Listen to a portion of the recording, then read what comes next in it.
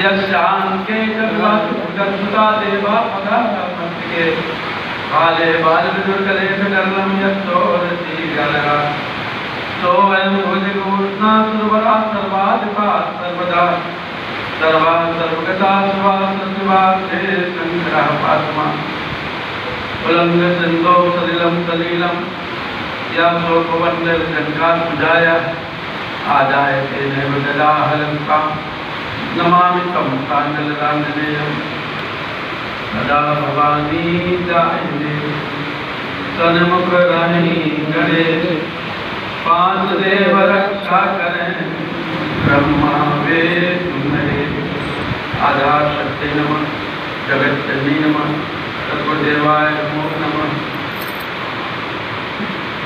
पावन युग के शांतिपूर्ण समाचार 9 दिवसीय साधना सत्र में निरत हमारे सभी आदरणीय आत्मीय साधक भाइयों और विद्यावही साधक सभी बहनों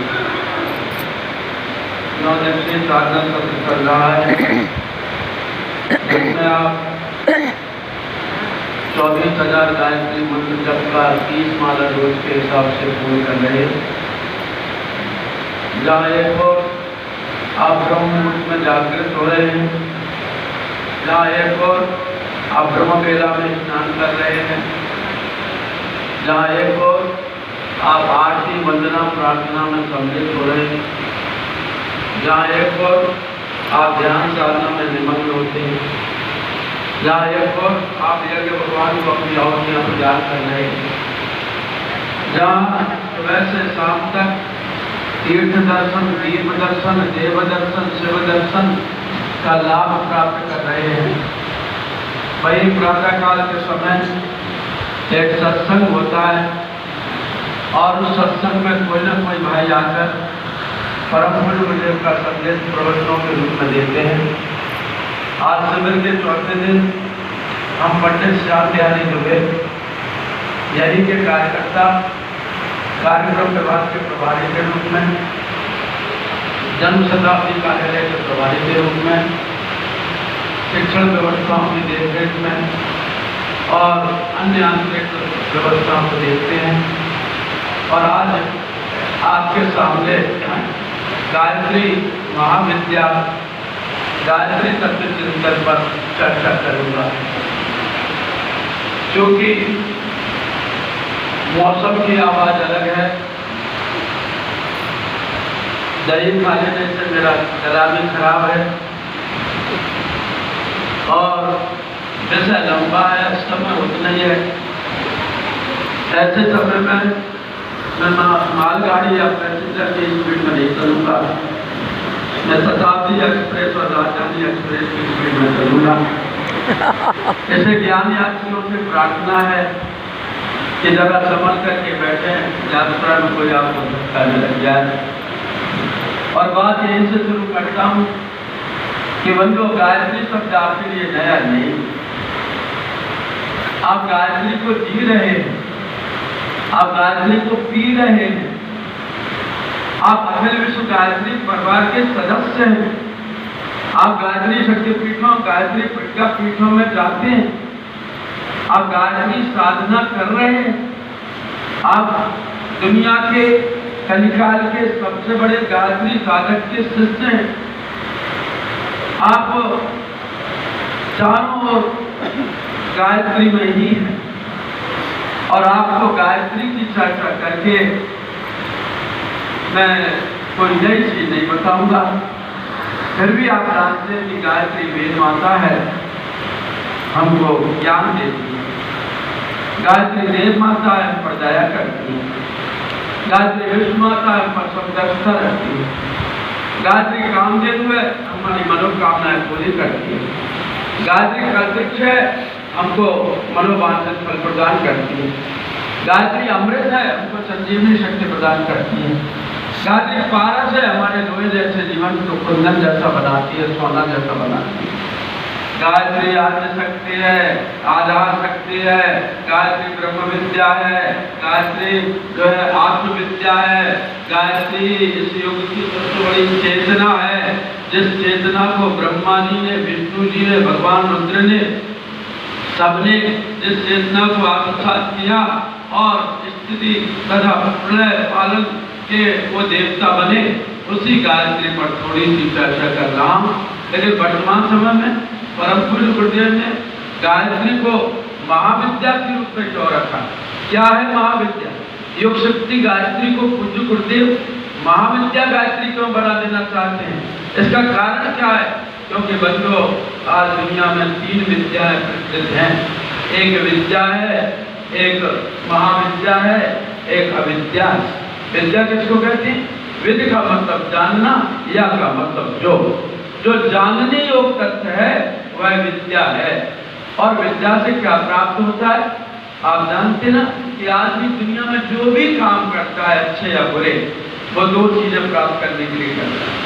चाहे अच्छे कार्य करे, चाहे बुरे कार्य करे, चाहे आदमी पुण्य करे, पाप करे, नौकरी करे, सर्विस करे, या आदमी खेती करे, या बिजनेस चलाए, आदमी घूमने फिरने जाए, पिकनिक करे, या आदमी सारी दुनिया में जाकर के कहीं देशों पर्यटन करे, कहीं जो भी विवाह शादी करता है, जो भी मकान बनाता है, जो भी कुछ सामान खरीदता है घर में, उसके लिए केवल 2 ही चीजें हैं जिनके लिए खरीदता है, एक सुख और एक शांति।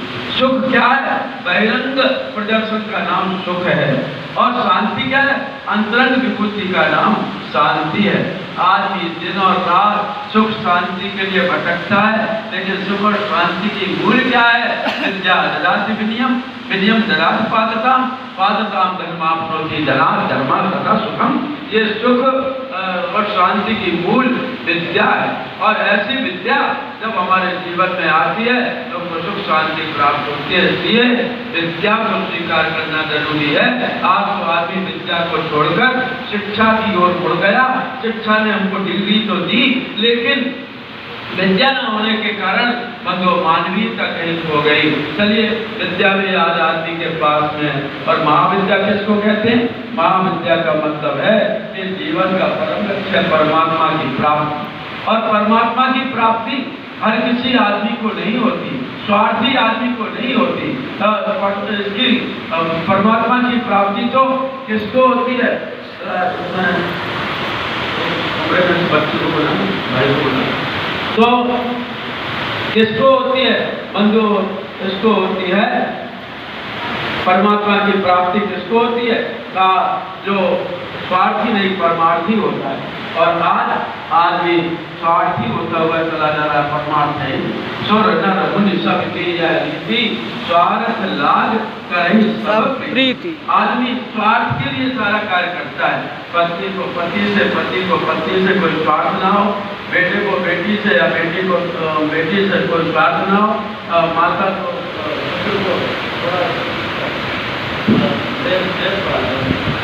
तो यदि इसको भाई को भाई से स्वार्थ ना हो, ससुर को दामाद से स्वार्थ ना हो, दामाद को स्वार्थ से उसको ससुर से स्वार्थ ना हो, तो एक दूसरे का मुंह देखे भी नहीं, और एक दूसरे को क्या करें?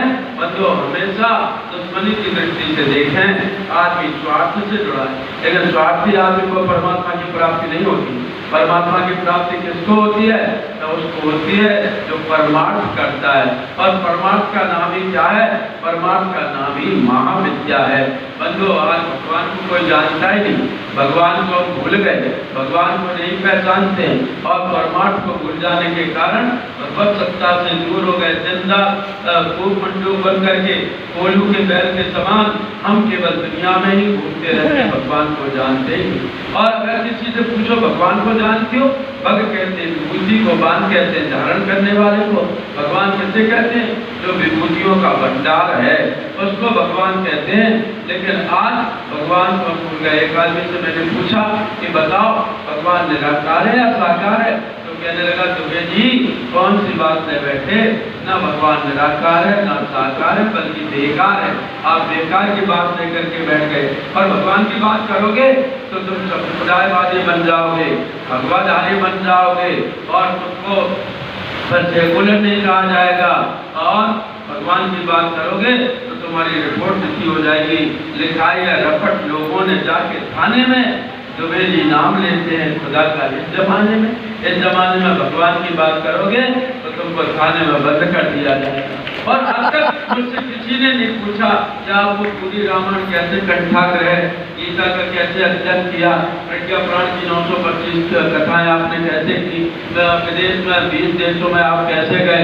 किसी ने नहीं पूछा कि आप कितने बड़े यज्ञों का संचालन किया, या आपने कितना साहित्य पढ़ा, या गायत्री महाविज्ञान कितना पढ़ा, या आप गुरुदेव के कौन सा साहित्य पढ़ते। किसी ने नहीं पूछा, न पूछता कोई हमसे कि आपकी उल्फत अल्लाह कितनी, न पूछता कोई हमसे कि आपकी उल्फत अल्लाह कितनी है। सब पूछते हमसे यही कि आपकी तनख्वाह कितनी है। सब पैसे की बात करते हैं, धन की बात करते हैं, दौलत की बात करते हैं, भगवान की बात कोई नहीं करता। और भगवान की बात न करने के कारण आज हम महाविद्या को प्राप्त नहीं करते। और आज विद्या और महाविद्या के सामने जिस असुरता ने पर्दा लगाया है उसका नाम है अविद्या। आज चारों ओर अविद्या फैली हुई है, अविद्या का साम्राज्य। इस अविद्या की नागिन ने जाने हमारे मानवीयता को कितनी बुरी से दशा है कि कह नहीं सकता। इस अविद्या ने आज सारी दुनिया में अंधकार फैला रखा है। और ये अविद्या अकेली नहीं आई, अविद्या अपने 6 बेटों के साथ में आई है। 3 बेटे हमारे अंदर खिलखिला रहे हैं, वो है लोभ, मोह और अहंकार। लोभ के कारण हमारे ज्ञान का हरण हो गया, मोह के कारण हम समाज से कट गए, और अहंकार हमको ओमकार से दूर कर देता है। अहंकार हमको, अभिमान हमको भगवान से वंचित कर देता है, और अहंकार अंधकार की ओर ले जाता है। ये 3 दुश्मन हमारे भीतर हैं, अविद्या के बेटे, और 3 बाहर खिलखिला रहे हैं। वो कौन है? वो है जो अज्ञान, अभाव, अन्याय। अज्ञान के कारण अभाव है, अभाव के कारण अन्याय है। आज चारों तरफ अज्ञान के अजगर ने अपनी कुंडली में सारी मानवता को दबोच करके रखा है। अज्ञान के कारण ही अभाव है, अभाव के कारण अन्याय फैल रहा है। तो मंत्री का बेटा मंत्री बनता चला जा रहा है, और तंत्री के बेटे को तंत्री की भी नौकरी नहीं मिल रही। उत्तर प्रदेश में कुछ 20 साल पहले उन्होंने, पत्रकारों ने एक नेता से पूछा था, आप कौन है? कहा मैं पूर्व मुख्यमंत्री उत्तर प्रदेश का। और अब आप कौन है? अब मैं मुख्यमंत्री का बाप हूँ, क्योंकि मेरा लड़का भी मुख्यमंत्री बन गया। तो कहने का मतलब यह है कि आज अन्याय बढ़ता हुआ चला जा रहा है, न्याय कहीं दिख नहीं रहा। क्यों? क्योंकि इस अज्ञान के अजगर से सबको दबोच रखा है। और ये अज्ञान एक तरह का नहीं है। अगर मैं आपसे कहूँ कि अज्ञान कितनी तरह का है, तो इतनी तरह का है कि मेरा विषय रह जाएगा। इस अज्ञान ने घनीभूत अंधकार फैला रखा है, और इस अज्ञान के कारण आज चारों तरफ बड़ी दुर्दशा है। एक प्रकार का अज्ञान हो चुका हूँ, वैज्ञानिकों ने आज सारी दुनिया को बारूद के ढेर पर बिठा रखा है। जिस प्रकार से सारी दुनिया में रूस और यूक्रेन से लेकर के और ईरान से लेकर के और आपके इराक तक किस कदर बारूद का ढेर बना हुआ है कि किसी भी सिर फिर जाए, कोई भी सनकी तानाशाह यदि किसी चीज पर उंगली रख दे तो आधे से ज्यादा दुनिया जल करके 3 मिनट के अंदर भस्म हो जाएगी। बारूदों का ढेर लगा रखा है। जिन वैज्ञानिकों को यह सोचना चाहिए था कि समुद्र के खारे पानी को हम मीठा कैसे बनाएं जिससे कि सारी दुनिया की पानी की समस्या हल हो सके, वो वैज्ञानिक आज पूरी तरह से प्रक्षेपास्त्र से लेकर के अणु बम, कीटाणु बम, हाइड्रोजन बम, नाइट्रोजन बम, रसायन बम बना करके आज सारी दुनिया को नाबूद कर देना चाहते हैं।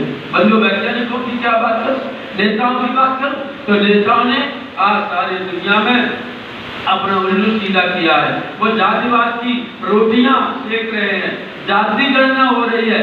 बंधु, ये गणना नहीं होगी भारत में कि भारत की ईमानदार लोग कितने हैं, सत्यवादी कितने हैं, देश प्रेमी कितने हैं। ये गणना होगी कि ब्राह्मण कितने हैं, ठाकुर कितने हैं, हिंदुओं को ठाकुरों में, ब्राह्मणों में, वैश्यों में, शूद्रों में बांट दो और ईसाई और मुसलमान केवल एक ही जात के बने रहे।